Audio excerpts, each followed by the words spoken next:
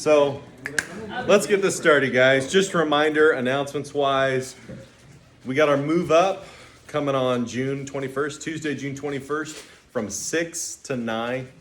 If you get here at 6:30, it'll be too late. Not too late, but it'll be late. And if you leave at 8, well, you won't want to leave at 8:30. I won't let you leave at 8:30. Yeah, no, I'm just kidding. I'll let you, but the chain that I've strapped to your ankle that holds you here, I can't speak for that, but... No, so that's Tuesday the 21st. Don't forget about the events. Yeah, you'll probably want to bring a jacket just in case. And for the grads who are graduating, like Ezra, I'm sad that you're graduating. I'm happy, but I'm sad. Don't forget, you grads, you senior grads, we are representing, we are presenting, we're honoring, we're calling you up on stage. I'm calling you up. You don't have to say anything. You just got to look pretty, so that shouldn't be hard.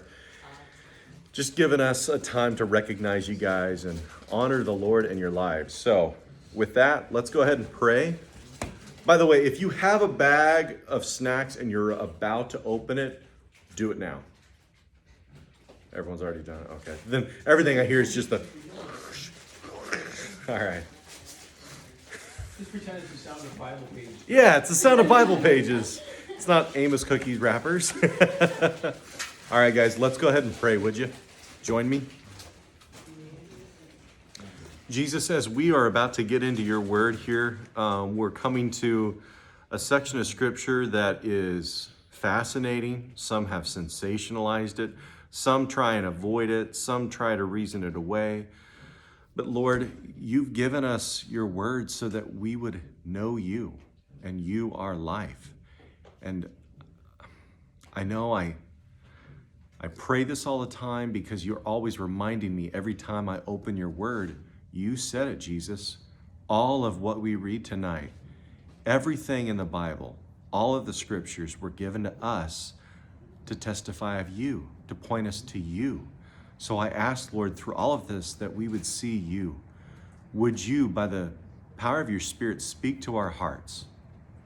I want to officially, not that I haven't already, but Lord, with all of us here, we invite you to speak to us, to teach us, to guide and direct not only our thoughts, but our hearts, Jesus. So, Lord, would you illuminate the eyes of our hearts and give us understanding, not just knowledge on an informational level, but understanding at a revelational level of who you are and what you're intending to say to us from your word tonight. We lift this up to you, Lord, and ask that you would bless it. In your name, amen. So Mark 13 is where we're at in verse 1. Please make sure you have a Bible. Please read it along with me. And I'm looking at, the overall kind of the theme that was standing out to me through all of this as I've been reading the first 23 verses. How to have peace in troubled times. You guys live in a very different world than the one I grew up in. And really, in the grand scheme of things, there's not a whole lot of difference in age. And yet, this world looks radically different than the one I grew up in when I was your age. There's a lot of things that are troubling people. And you guys looked at questions and stuff that kind of deal with the realities of the world you live in. I'm not going to say any more to that. Just know this, tonight is chock full of prophecy. And as we read it, I want you to consider 3 things while we go through it, okay? The first thing is the people. The people. Jesus's audience, the people he's speaking to here in this chapter, are Jewish. They're not American, okay? They're not, quote, Christian as you and I tend to understand it. It's a Jewish audience. He's speaking things directly to them. It's applicable for our life, but if you're going to understand it, you need to understand it through the context. And the context is a Jewish context. Number 2, second thing to consider, like I said, it's chock full of prophecy. What is the purpose of prophecy? So the people, Jewish audience. Number 2, the purpose of prophecy, it's to build up, it's to encourage, and it's to comfort. Jesus is not going through a litany of prophecy about the end times. That's what we're looking at tonight. He's not going through this to paint a dreadful portrait of gloom and doom.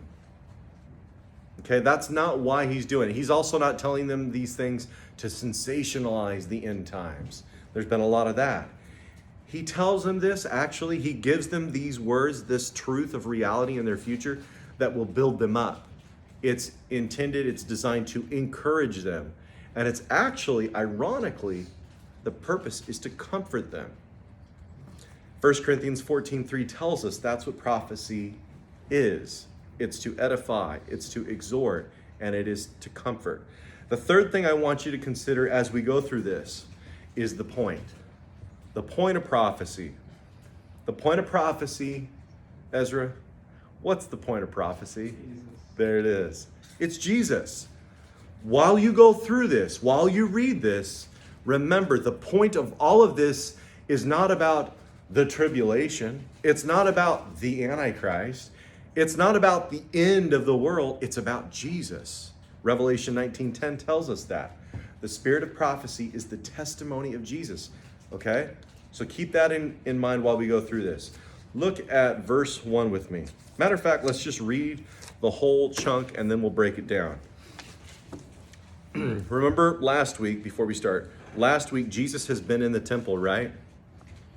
And we finished with Jesus observing this incredibly poor widow give all she has to the treasury, which was in the court of the women within the Jewish area of the court on the temple complex. So he's been in the temple. Well, verse 1 of chapter 13 starts, as he, that's Jesus, was going out of the temple, one of his disciples said to him, "Teacher, behold, look, what wonderful stones and what wonderful buildings." And Jesus said to him, "Do you see these great buildings? Not one stone will be left upon another, which will not be torn down." Now we'll see why that was so significant. As he was sitting on the Mount of Olives, opposite the temple, so he's left the temple complex, he's gone down the Kidron Valley, aka the Valley of Kings, he's gone up on the other side to the Mount of Olives. He's sitting on the Mount of Olives opposite the temple. Peter and James and John and Andrew were questioning him privately. "Tell us, when will these things be? And what will be the sign when all these things are going to be fulfilled?" Clearly, the destruction of the temple is huge. It's a big deal. And Jesus began to say to them, "See to it that no one misleads you. Many will come in my name, saying, 'I am he,' and will mislead many. When you hear of wars and rumors of wars, do not be frightened. Those things must take place, but that is not yet the end. For nation will rise up against nation, and kingdom against kingdom. There will be earthquakes in various places. There will also be famines. These things are the beginning of birth pangs. But be on your guard, for they will deliver you to the courts, and you will be flogged in the synagogues, and you will stand before governors and kings for my sake, as a testimony, a witness to them. The gospel must first be preached to all the nations. When they arrest you and hand you over, don't worry beforehand about what you're to say, but say whatever is given you in that hour, for it is not you who speak, but it is the Holy Spirit. Brother will betray brother to death, and a father his child. And children will rise up against parents and have them put to death. You will be hated by all because of my name, but the one who endures to the end, he will be saved. But when you see the abomination of desolation standing where it should not be, let the reader understand, then those who are in Judea must flee to the mountains. The one who's on the housetop must not go down, or go in to get anything out of his house. And the one who is in the field must not turn back to get his coat. But woe to those who are pregnant and to those who are nursing babies in those days.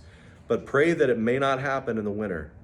For those days will be a time of tribulation, such as has not occurred since the beginning of the creation which God created until now, and never will.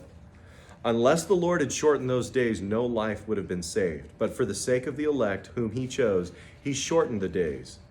And then if anyone says to you, 'Behold, here is the Christ,' or 'Behold, he is there,' do not believe him.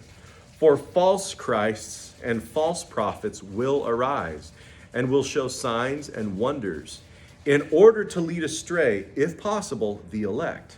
But take heed, behold, I have told you everything in advance. Look back at verse 1 with me. So they're leaving the temple. They're going out of the temple. And one of his disciples said to him, Teacher, look at what wonderful stones and what wonderful buildings. And Jesus said to him, Do you not see these great buildings? Not one stone will be left upon another which will not be torn down. What's the big deal? Okay, the temple will be destroyed. Big deal. Again, who is the audience Jesus is speaking directly to? Anyone? Yeah. Jewish. It's a Jewish audience.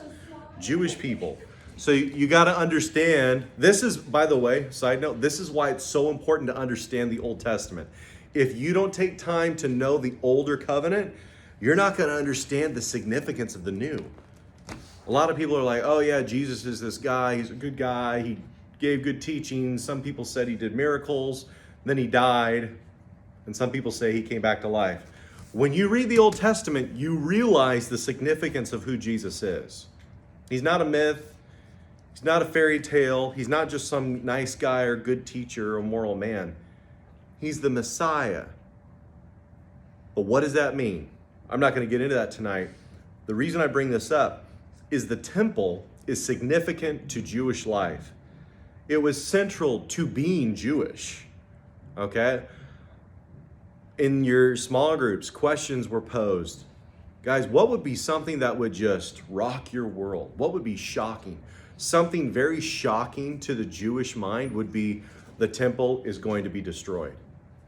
You got to understand, the temple was constructed by God's commands, specifically with detail, because everything had to do with Israel, with the Jewish people being connected to God through worship, through the temple in Jerusalem. So what happens when that goes? How do we have, what's going to happen? The priests are irrelevant. The priests are the ones that mediate for us to God. How are we going to draw close to God? And the temple had become such a pinnacle in Jewish life for so long that the idea of the temple being destroyed was anathema. No way. It can't happen. And it's interesting that Jewish people during Jesus' day thought that because it had been destroyed in the past. But up to Jesus' life, up to this point, the temple that they were looking at had stood roughly for 1,000 years. Guys, nothing in this country has existed for 1,000 years. Our government doesn't even come close. Our country is young. I remember when I went to Turkey back in 2007, we get out of the Ataturk International Airport, we're coming into Istanbul, and I look and I see these massive stone, like Dark Ages walls, massive castle, what do you call them? Turrets. The old city is like over 1,000 years old. You don't see that kind of stuff here. That stuff still exists in Istanbul. It's still there. So I bring this up because Herod the Great was the one who remodeled the temple, and it was huge. I don't know, I can't do justice describing it to you tonight, but I'll give you a couple things just to try and get a glimpse of how magnificent and how massive the temple complex, not just the temple itself, but the temple court and all the buildings, the whole temple compound was. First of all, Herod the Great started its construction, its remodel, and it outlasted his lifetime. They started building it. It took 86 years to complete the remodel. From start to finish, 86 years.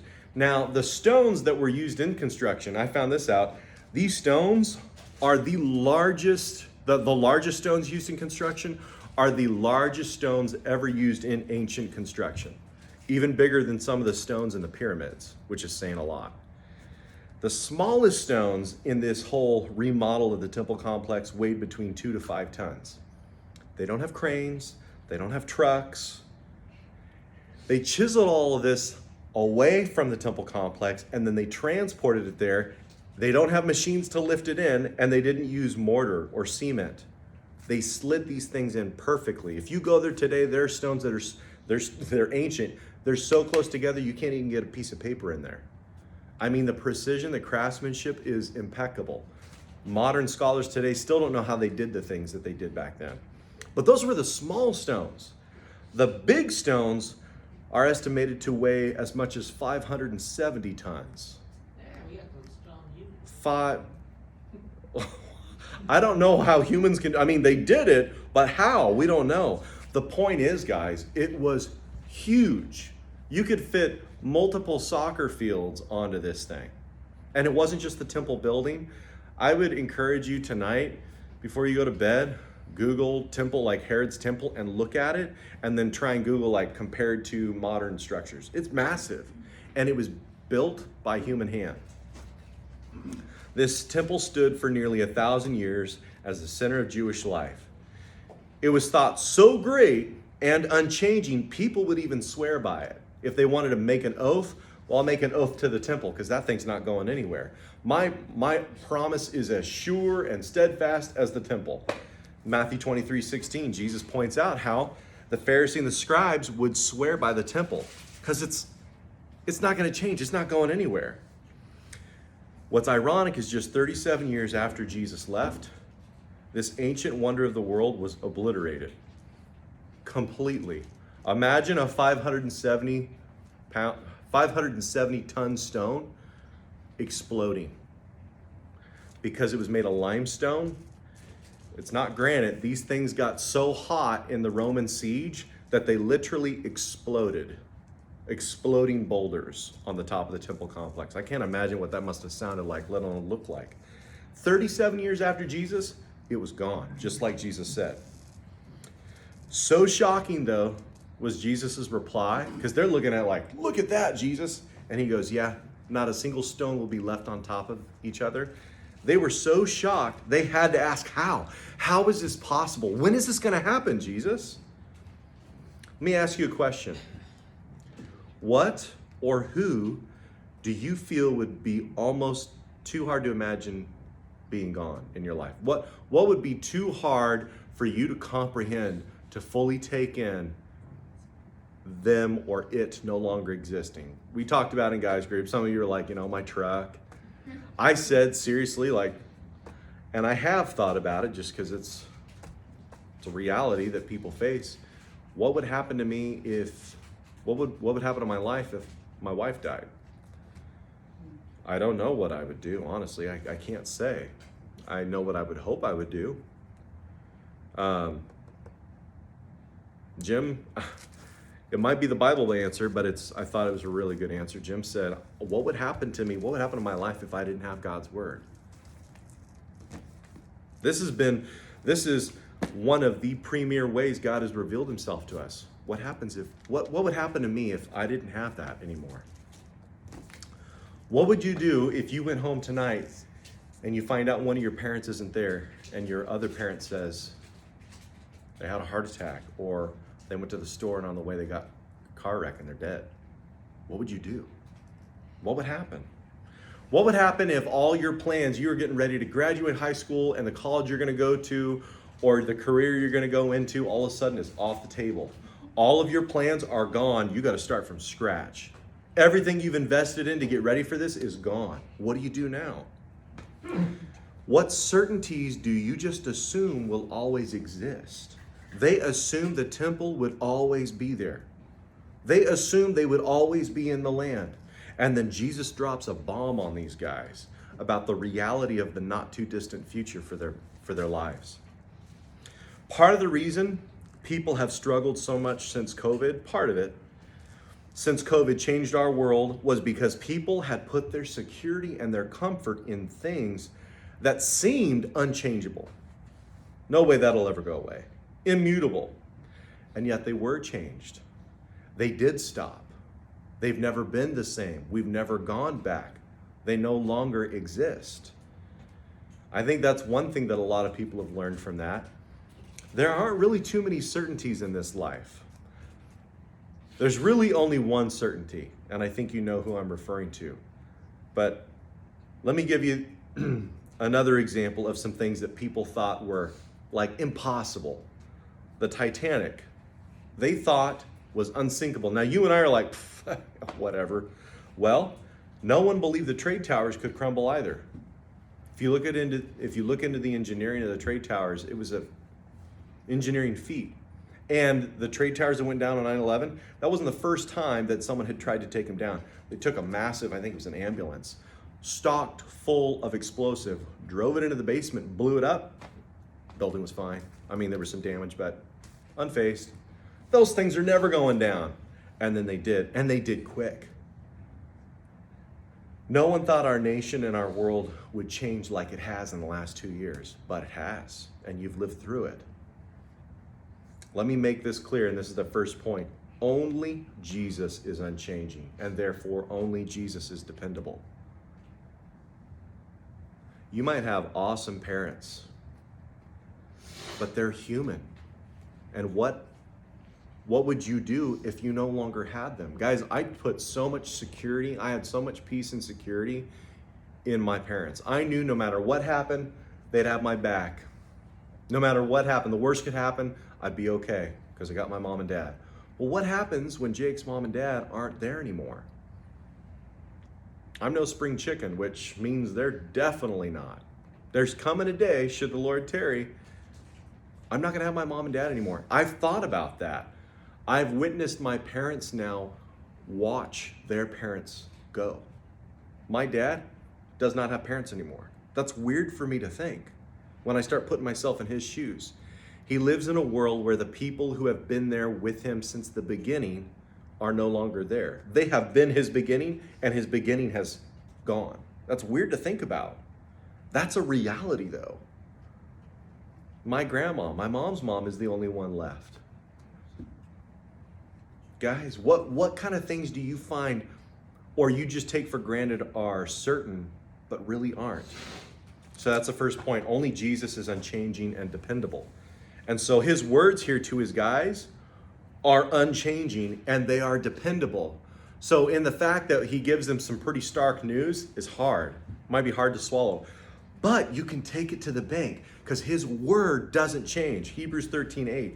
Jesus Christ is the same yesterday, today, and forever. You change. I change. People that are closest to us change. Circumstances change. The only thing that's constant in this life is the inconsistency of life. Nothing stays the same except for Jesus. Look at verse 3 with me. As he was sitting on the Mount of Olives opposite the temple, Peter and James and John and Andrew were questioning him privately. He just dropped a bomb on them. Like for the temple to be gone, life as a Jew has shattered as they know it. Like, what does it mean to be Jewish now? What happened if DC blew up? Someone nuked it and it's off the face of the map. And it was when the president was there, the VP, the House, the Speaker of the House, Senate, House of Reps, all of these people that represent us, that serve us, or they're supposed to, are gone. What would happen? What would it mean to be, well, that's a question people are asking. This country has changed a lot since I was a kid. It is not the America I grew up in. And it's definitely not the America Jim grew up in. Amen. It's changed a lot. The states just become countries. Yeah, right? Well, it's kind of interesting that we've got dystopian movies like The Hunger Games, and what is it? Is it called the Insurgent series, or what's it? Divergent. I should know that because I just watched it with my wife. It's interesting how many dystopian movies are out there in modern, our modern day and age. People are thinking about this. What would happen? Look at verse 3 again. He's sitting on the Mount of Olives. His 4 guys come questioning him privately. And they ask, tell us, when will these things be? And what will be the sign when all these things are going to be fulfilled? And Jesus began, he started to say to them, see to it that no one misleads you. Do not be misled. So in my lifetime, I'm not going to say them all, but in my lifetime, I've seen a few end time sensations blow by. Matter of fact, all of the adults here have seen it. Connie, Susan, Jim, and I have all seen what I'm about to mention. You guys remember Y2K? Y2K was a trip. Oh my gosh. Oh yeah, because all the digital clocks, they don't go beyond the year 2000. So what happens to the digital technology that's running everything in our country? Power down. North Korea invades. I don't know. Because they don't use technology. Anyway. What are you going to do, Kim Jong-un? You can't reach me. It was. Yep. Y2K. The world was supposed to descend into darkness because digital tech wasn't programmed beyond the year 2000. I remember people stockpiling up on water. It wasn't toilet. We didn't know that we needed toilet paper. We were just like, we need water. 9/11. Who here was born before 9/11? What year was Cade born? 2008. Yeah. Yeah. Yeah. By the way, you guys all know what I'm saying when I say 9/11, right? Yeah. Okay, all right. We're not that old yet. Sweet. I remember, guys, when that happened, people were wondering what's going to happen.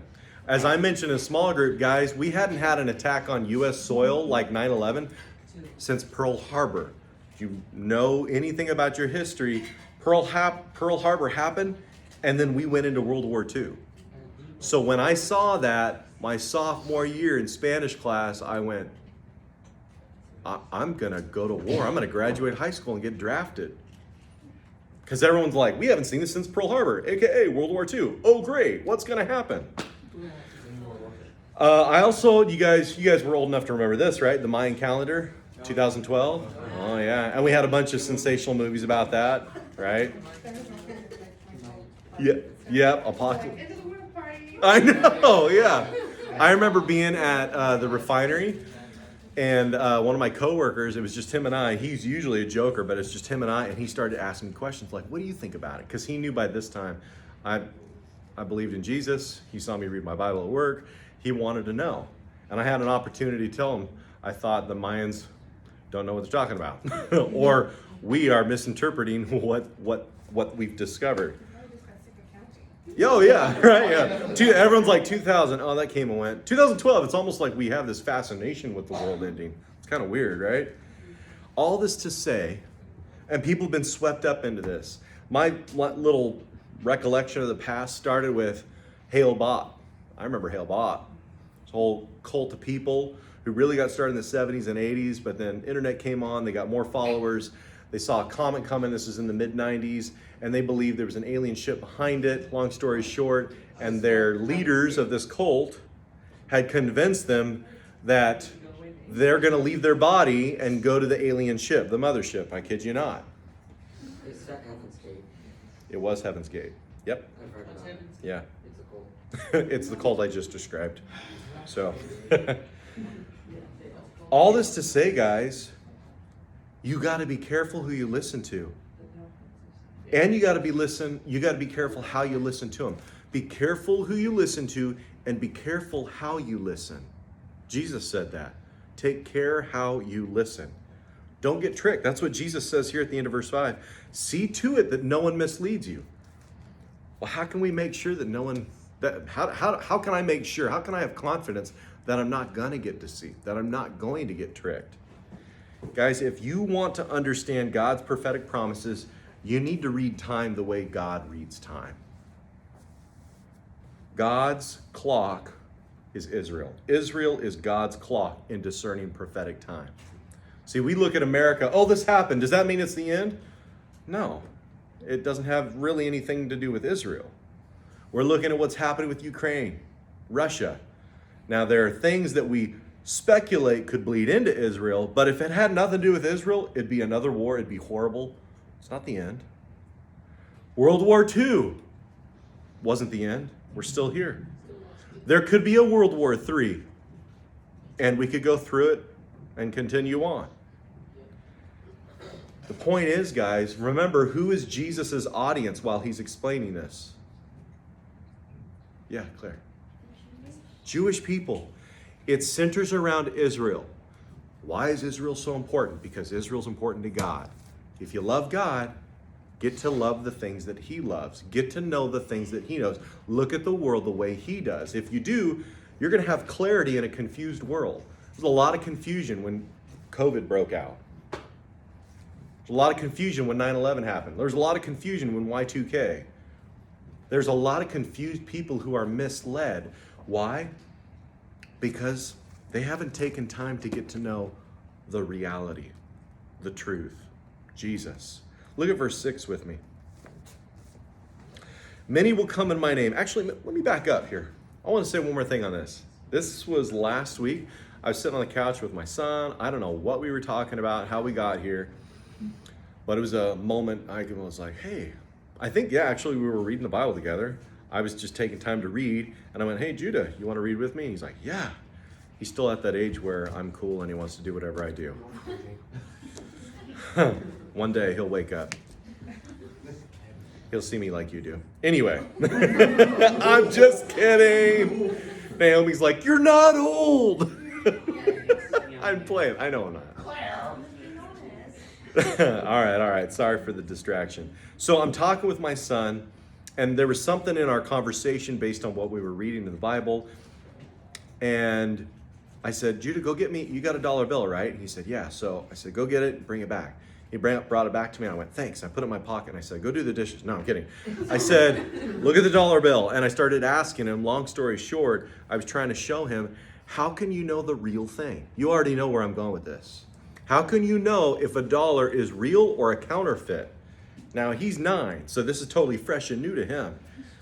And I said, buddy, at the end of it, if you want to be able to know what's real and what's fake, don't waste your time with the fakes. Know the real deal. Guys, in this world, we know what happened in 2020. We see what's happened since then. This country is more divided than people who lived through the 60s, and there was major division then. It's worse now than it was then. People, guys, if you go talk to people, everybody's got a different truth. How do you know what the real truth is? Like this whole thing that truth is relative, I'm like, if that's the case, then I can slap you and call it a kiss, right? No, that's dumb, right?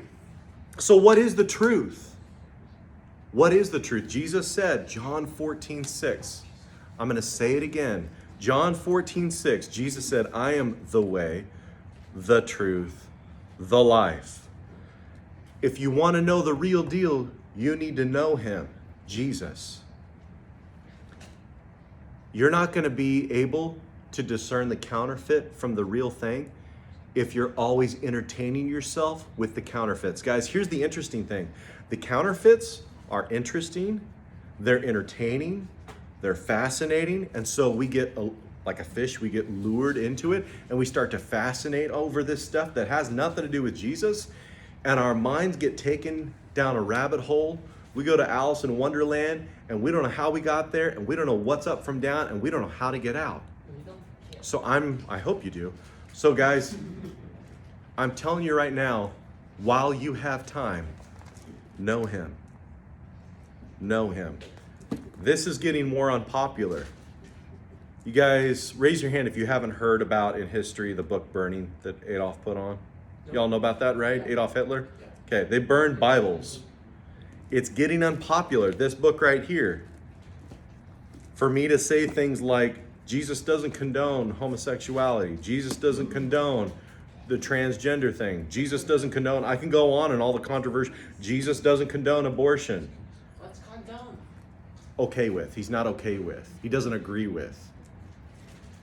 And guys, in Canada, for me to say that stuff, it's a hate crime. People have gone to jail. So a reason I say get to know it while you can is you don't know what's coming. I just took time to kind of lay out how the future's not as certain as we think it is. So take time to get certain about your future with the only one that you can count on. So in verse 6, pick up with me. He goes on, he says, many will come in my name, saying, I'm he, as in the Messiah, the Christ, and will mislead many. When you hear of wars and rumors of wars, do not be frightened. Those things must take place. But that is not yet the end, because nation will rise up against nation and kingdom against kingdom, and there will be earthquakes in various places. There will also be famines. These things are merely the beginning of birth pangs. Have you noticed since 2020 how the store shelves look different? I don't think that's going to change. I don't think we're going to, I could be wrong. I'd love it if I'm wrong. I don't think we're going to get to a day where like, oh, the supply shortage is over. I think we're headed for more stuff in different ways that we couldn't even foresee. Wars, rumors of wars. While we've been swept up in the Johnny Depp and Amber Heard trial, Russia is still pounding the snot out of Ukraine. Other Europe, hey, keep the comments to yourself. Other European countries are desperately wanting to join NATO because they know if we're part of NATO, NATO's supposed to go to our defense, right? They're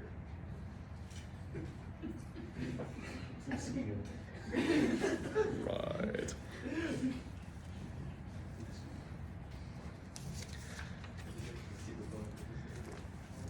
So Jesus starts out here in verse 6. He says, many will come in my name.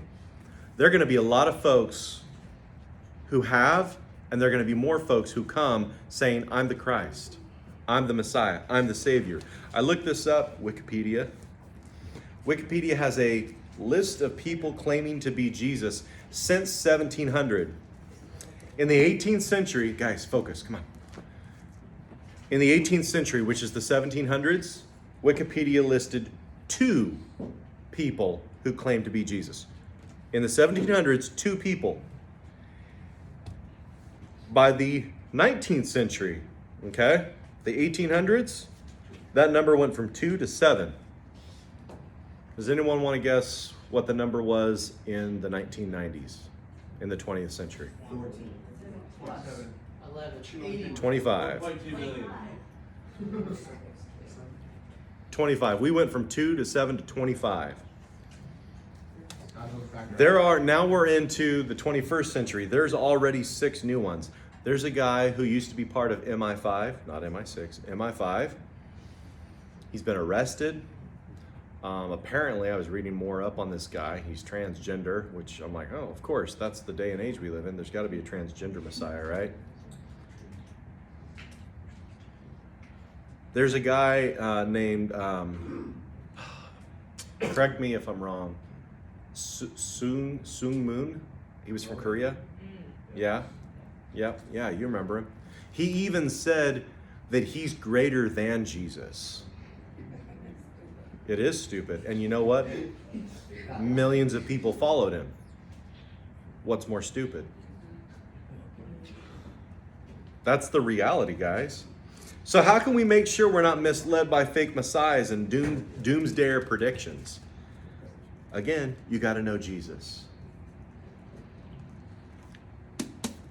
I urge you, take time to read this, because this isn't just ink on pages. I think it's Max Lucado who wrote the book 66 Love Letters. 66 Love Letters. He's referring to the Bible, which is made up of 66 books. When you look at this like God personally writing a letter for you to know him. And you know what's amazing? He's worked on this for what, 2,000, 3,000, 4,000 years? To write this so that you would have it, so that you could know him, so that you could walk with clarity, so that you wouldn't be confused, so that you could have confidence about your life now and to come, so that you would know what happens if a war breaks out, what happens if I get in a car accident, what happens if I die, what will happen to me. He wants you to know. It's not a mystery to him. He controls life. He gives life. So we were looking at false messiahs. I want to look at earthquakes. There's a lot of things I could spend months on this one chapter. We're going to look at it in 2 weeks. You guys heard of the USGS? U.S. Geological Survey. That's right. U.S. Geological Survey. I pulled this actually. This is from the UN regarding wars. So before we look at earthquakes, wars. On the UN website, they state, globally, the absolute number of war deaths has been declining since 1946. And yet, conflict and violence are currently on the rise. with many conflicts today waged between non-state actors such as political militias, criminal, and international terrorist groups. I don't think they updated the page since Russia, invaded. They go on to say, in 2016, more countries experienced violent conflict than at any point in almost 30 years. At the same time, conflicts are becoming more fragmented. What do they mean by that? For example, the number of armed groups involved in the Syrian civil war has mushroomed from eight parties, 8 groups, to several thousand since the outbreak of the conflict. Because we live in such a global society, when one thing happens, everything else gets affected. Russia goes into Ukraine, it's not between them, it's the world is involved. Everybody starts taking sides. The U.S. Geological Survey data shows more frequent and more intense seismic activity in the last 100 years, and it's only continuing. I remember it was in 2020. There was a massive earthquake that went through Utah, and the huge Mormon temple there had the angel Gabriel, I think, on top, and the earthquake was so huge, like it knocked the angel off the top of the Mormon temple. Everyone's like, Mormons are like, is it the end? I'm like, yeah, you better read your Bible. But I want you guys to remember this, because you guys are a generation that is constantly surrounded by the gloom and the doom. It is really interesting to see how you guys look coming in on a Tuesday versus what we look like when I was going into high school group, or what it looked like 10 years ago when I started high school ministry here. Jim can tell you how students have changed since he's been teaching high school. They look differently, and I understand why. You guys are surrounded and bombarded constantly with dark, heavy, sad, dreadful stuff. But remember, Isaiah 46:1, God is our refuge and strength, a very present help in trouble. Not a past help, not a someday help, a present help in trouble. Do you believe that? Do you believe that you can cry out to God right now and he's there for you? He's listening to you. He wants you to come to him. Therefore, we will not fear, though the earth should change, and though the mountains slip into the heart of the sea, though its waters roar and foam, though the mountains quake at its swelling pride. God, again, is our refuge and strength, a very present help in trouble. Wars in this world are promised. As I said to the guys, World War III, we could have a World War III. It's the nature of the world you and I live in. But for those who trust in Jesus, I want you to remember this, Psalm 27:3. Though a host, an army encamp against me, my heart will not fear. Though war arise against me, in spite of this, I will be confident. That's why Jesus wants you to know him. He wants you to have that confidence. He wants you to not live with fear and dread about your life now or your future around the corner. He wants you to have clarity. The sign that these guys are asking Jesus about is actually a convergence of many signs. Fake messiahs. How do we know when these things are going to happen? What will be the sign? Fake messiahs, wars, rumors of wars. Because of what's happened with Russia and Ukraine, people have talked. Is there going to be a World War III? By the way, I haven't even mentioned what China's doing with Taiwan. America's superpower prowess is being challenged all over the globe. And as strong as we've been and incapable as we've been, we can't do it all. Certainly now with the way we are as a country. Famines and earthquakes. When 2020 was happening and everyone was stocking up on toilet paper, the Middle East and Africa were seeing a plague of locusts they hadn't seen in 70 years. You ever wonder why there's a shortage of cereal? Because the breadbaskets of the world are getting hammered by war, Ukraine, by famine, East Africa, Central Africa, the Middle East, and earthquakes. There are earthquakes happening now. I'm like, why is there an earthquake happening in Idaho? What? Like California? Okay. I moved up here from California, earthquake country, right? I'm like, it'll be cool up here. Cool. Get it? Anyway, thanks. Dad joke for the night. And then I realized, I'm up living around a bunch of volcanoes, mostly of which are not. On the fall. Yep. and on a fault, to say the least. Yeah, the Cascadia subduction zone makes the San Andreas fault look like a split nail. And I remember when it came up and people were talking, it was like, it's not a matter of if, it's a matter of when. By the way, we're overdue. And then they talk about where it is. I'm like, I'm dead.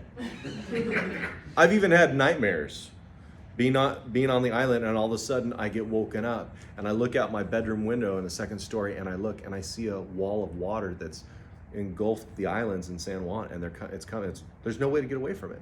By the way, the subduction zone, they say, if that were to happen, everything west of I-5 will be in the sea. Yeah, we're gone. The ground you stand on basically liquefies. And that's a reality. That's a potential reality. And they know because they look at the geological surveys, and it's happened before. Can you imagine that's just the subduction. Can you imagine the size of the tsunami that will follow? Yeah. I hope you sleep well tonight. But you know, the world's always had these. We've always had tsunamis. We've always had wars. This world has gone through 2 world wars, and we're still here. What's the difference, Jake? And again, a lot of you guys already know this, so I don't want you to tune out and go, I already know this. I want you to really think about it and take it to heart. Jesus refers to all of this by painting a picture.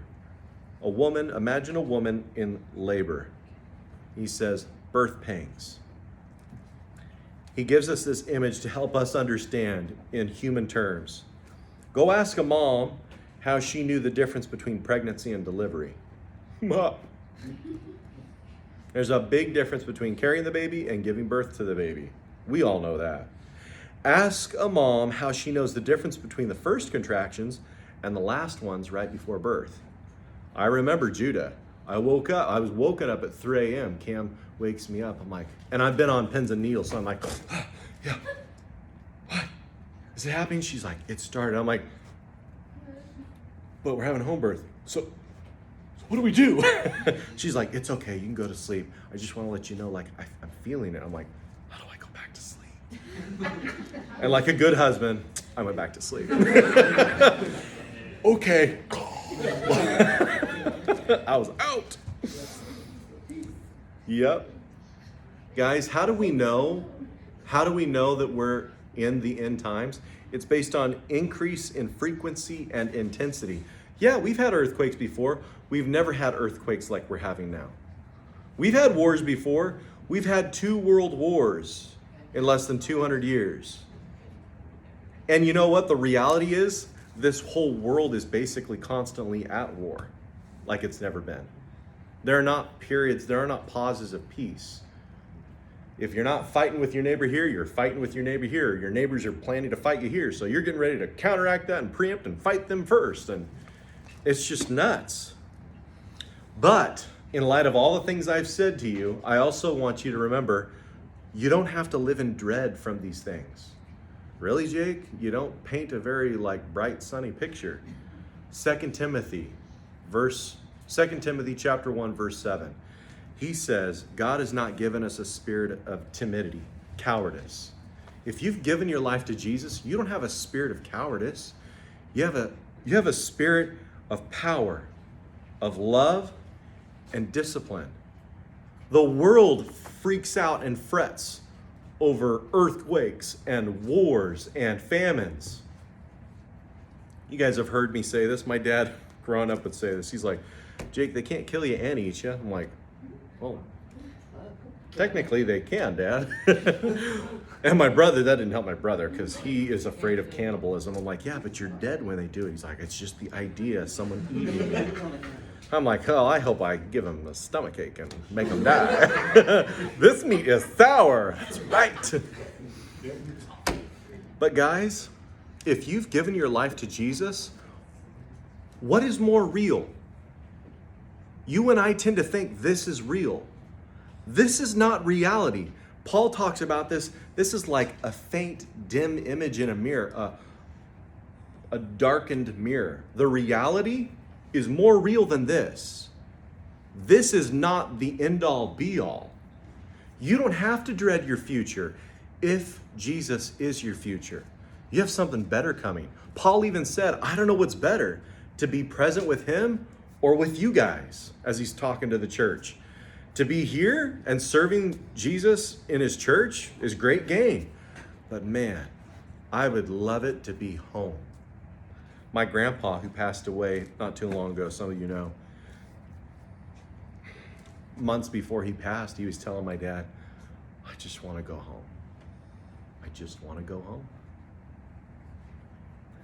When you go through pain and suffering and the realities of this life become more real, you start to look for a better place because you realize this life isn't all it's cracked up to be. Let me just say this as a side note. If you look at your life right now and it's dismal and overwhelming and you just want it to end, please don't. You're not alone. Don't buy into that lie. Don't be misled. Don't be deceived. You are not alone. There are people here who do not want you to feel alone or to be alone or go through life alone. If you're struggling with thoughts like that, please come talk to us. We're not here because we have nothing better to do. We're here because we love you guys. And there are a lot of people your age who are overwhelmed with anxiety over life. They look at the news or they hear about the news, they go to school, they're faced with it and they're like, I feel torn apart inside. I just want to be done. Don't finish it. Don't end your life because God has something incredible. And he made you for a purpose.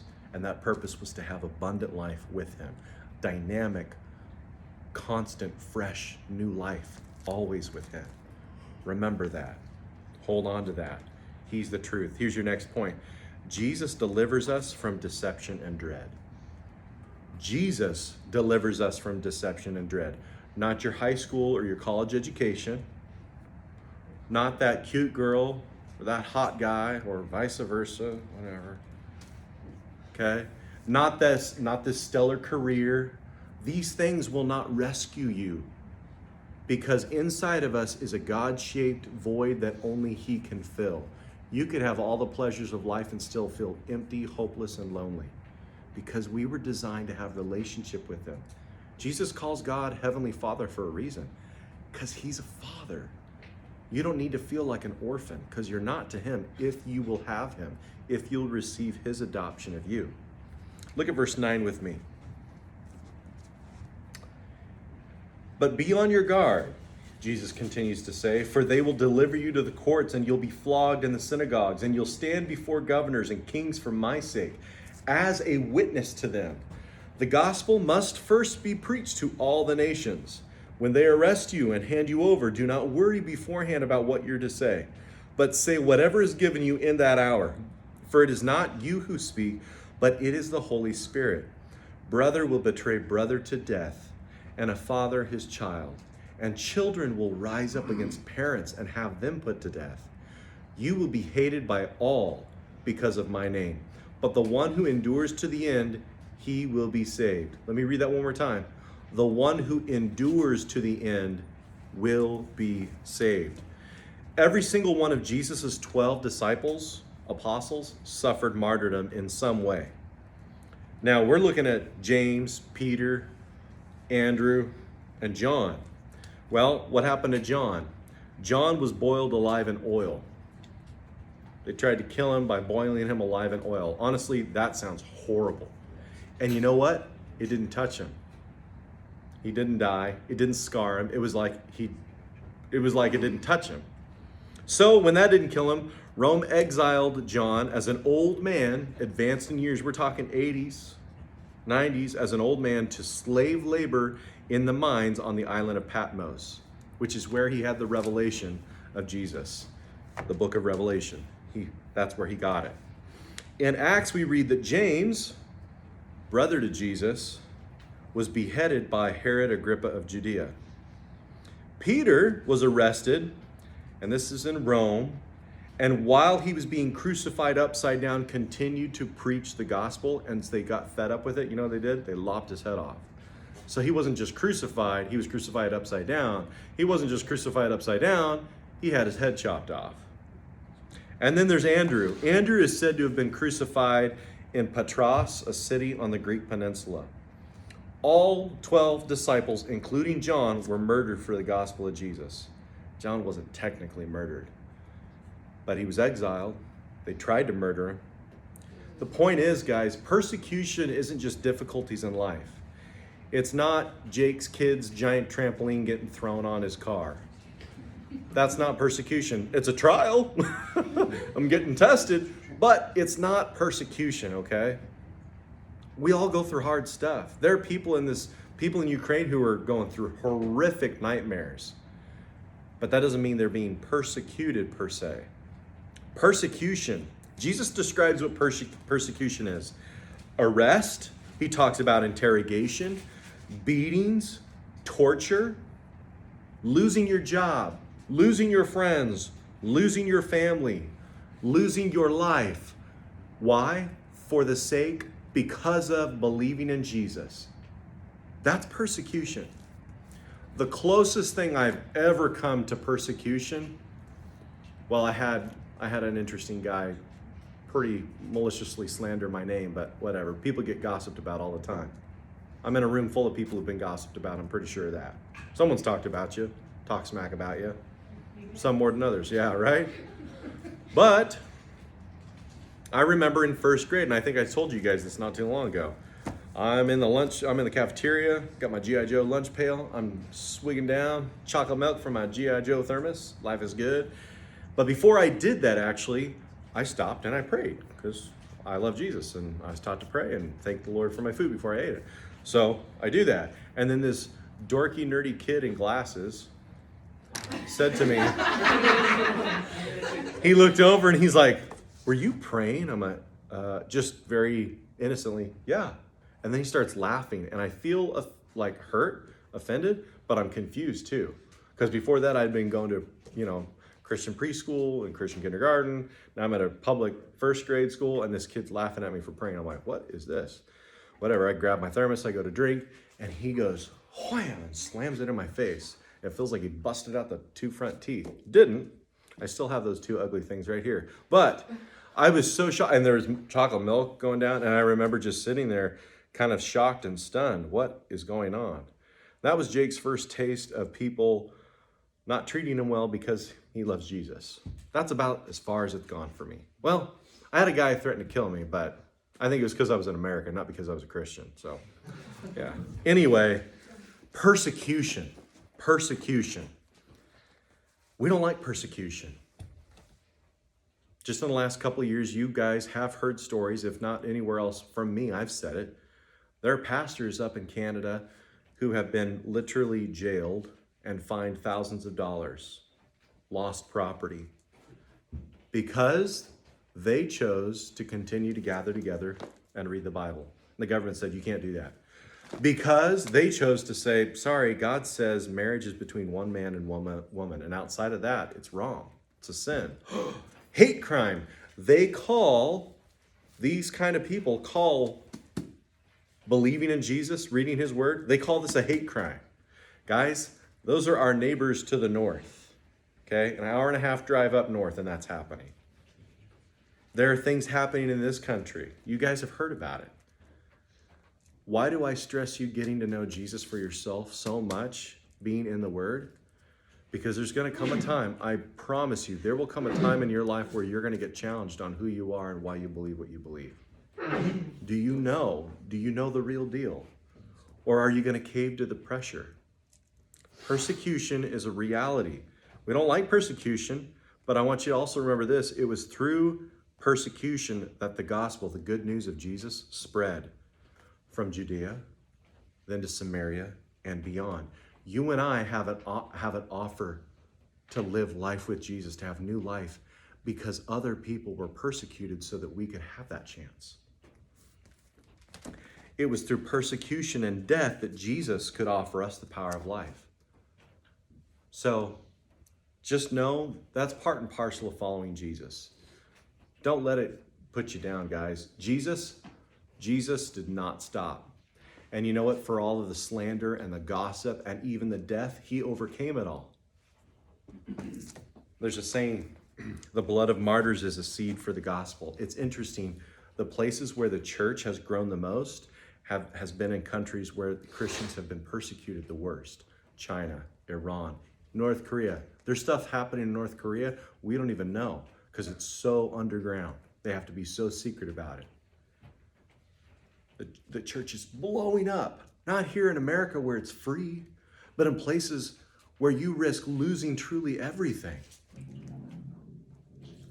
James, the guy who got beheaded by Herod Agrippa, wrote this in chapter 1, verse 2. Consider it all joy, my brethren, when you encounter various trials, knowing that the testing of your faith produces endurance. And let endurance have its perfect result, so that you may be perfect and complete, lacking in nothing. Endurance. What does Jesus say at the end of verse 13? The one who endures to the end will be saved. That's your next point here. Death doesn't defeat disciples of Jesus. Death does not defeat disciples of Jesus. Death is not the end. Look at verse 14. Jesus goes on and says, but when you see the abomination of desolation standing where it should not be, let the reader understand, then those who are in Judea must flee to the mountains. The one who is on the housetop must not go down. Over in Israel, there's a lot of flat roofs and you can go hang out on top. Sweet, awesome. People grow grapes. I love it. Anyway, he says, if you're on the housetop, don't go down. Don't go in and get anything out of the house. Verse 16, and the one who's in the field cannot turn back to get his coat. But woe to those who are pregnant and to those who are nursing babies in those days. But pray that it may not happen in the winter. Winters do come and they can be pretty harsh over there. For those days will be a time of tribulation such as has not occurred since the beginning of the creation which God created up until now, and never will. When this happens, it will never be like this. This is an unparalleled time. Unless the Lord had shortened those days, no life would have been saved. But for the sake of the elect, whom he chose, he shortened the days. The abomination of desolation refers to the Antichrist and what he will do halfway through the 7-year tribulation.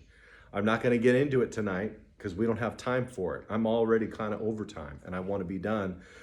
But guys, the abomination of desolation refers to a specific person who claims to be the Messiah and will go into the third temple. Go to Jerusalem today, there is no temple.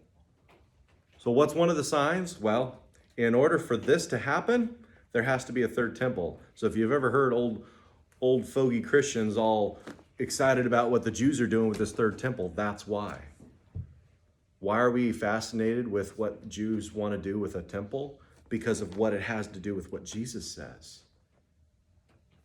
When this happens, every Jew that loves their life needs to get out of Dodge. In 70 AD, when Jerusalem was destroyed by Rome, roughly 1 million Jews died. 1 million to 1.5 million. That was about 40 years after Jesus promised this. Jerusalem was sacked, burned to the ground.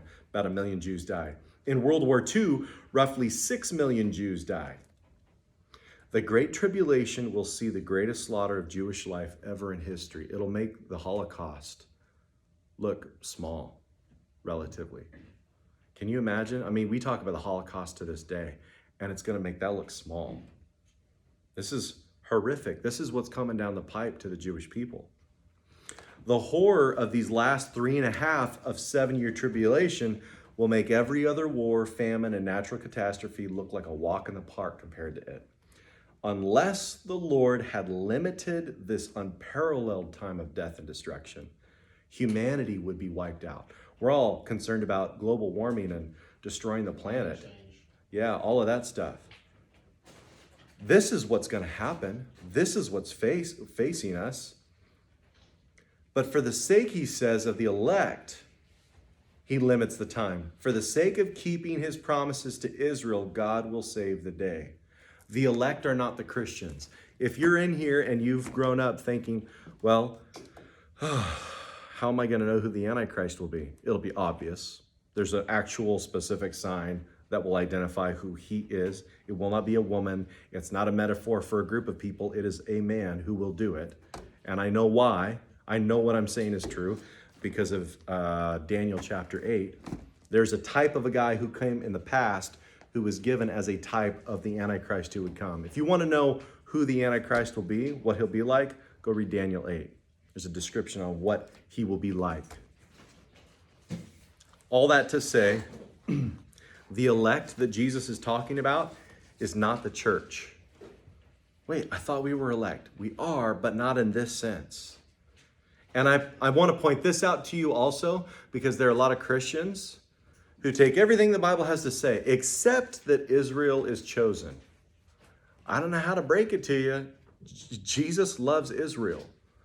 Israel is still God's chosen people.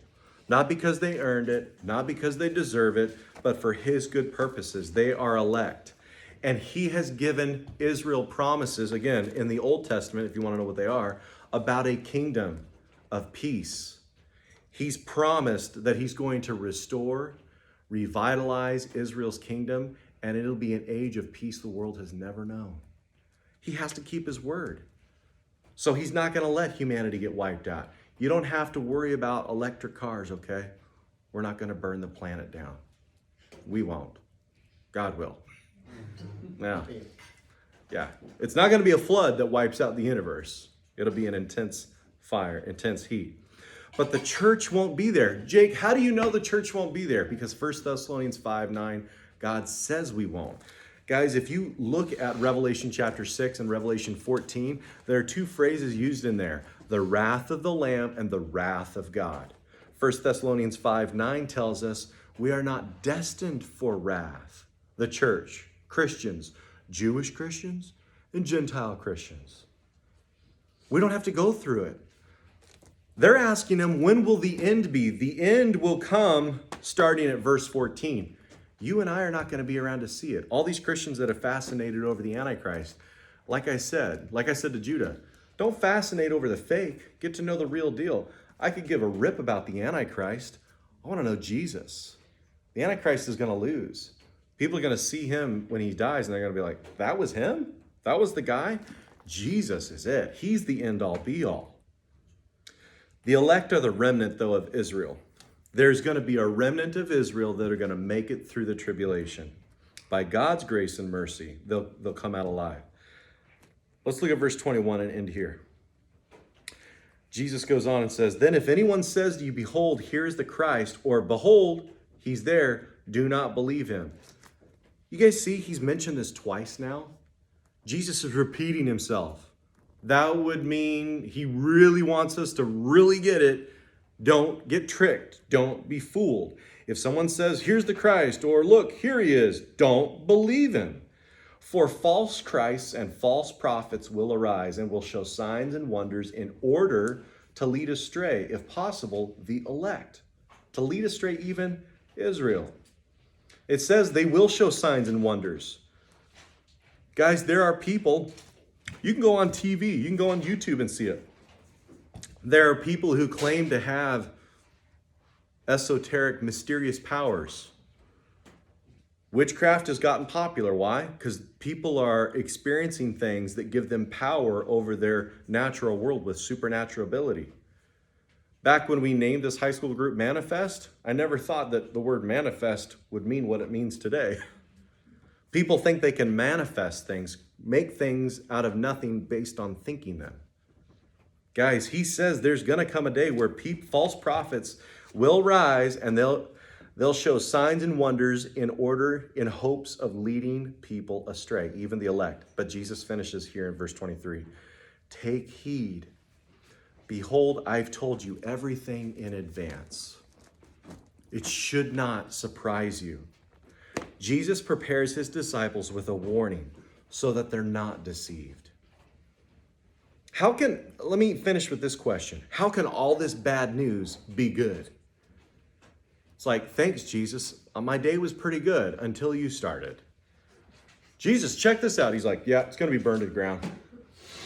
All of our people, they're going to be scattered all over the world. Everyone's going to hate your guts. You're going to die. Wow. Thanks, Jesus. Now, I'm being facetious. He doesn't talk like that.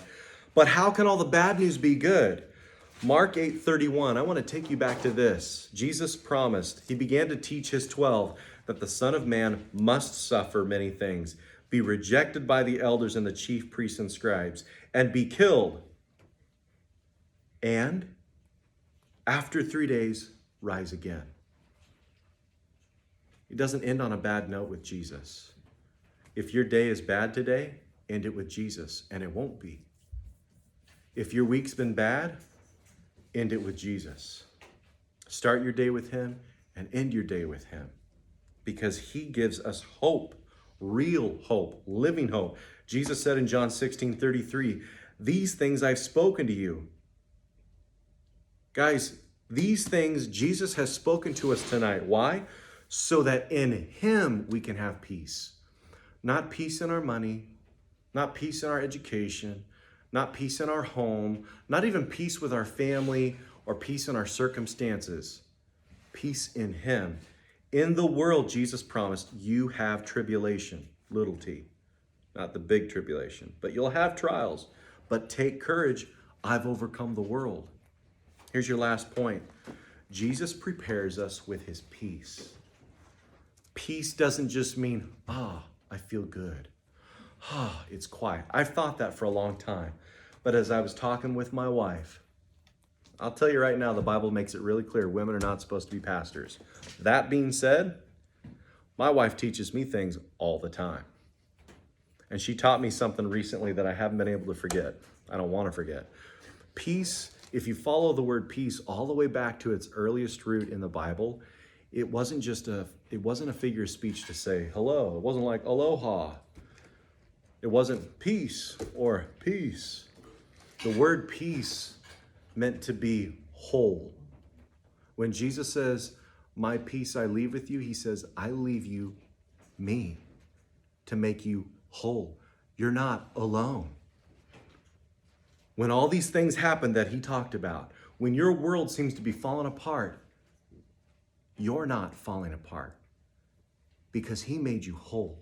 Your world can fall apart, but you will not fall apart. You can be perplexed by this life, but you will not be crushed and destroyed. You'll be struck down. You won't be destroyed. Sure, your physical life might end, but you don't end.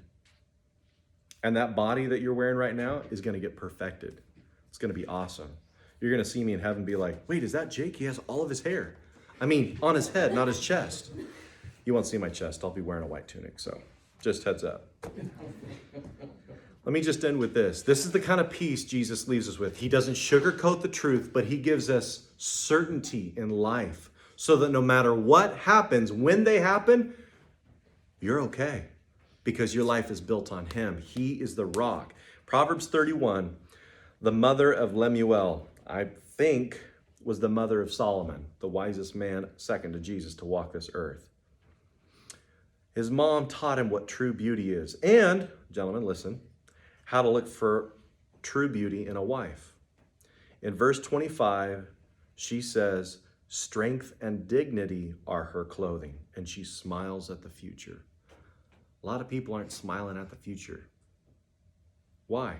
Because they're not clothed with strength and dignity. That word strength can also be translated security, and dignity can be excellency. Excellence. She's clothed with security and excellence. She's excellent.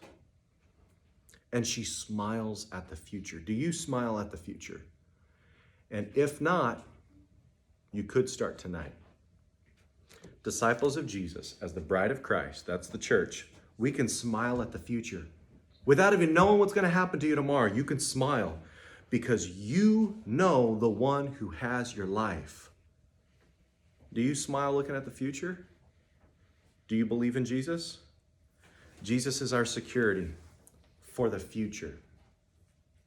Please set your hope on him. We're going to finish chapter 13 next week. But until then, let's pray.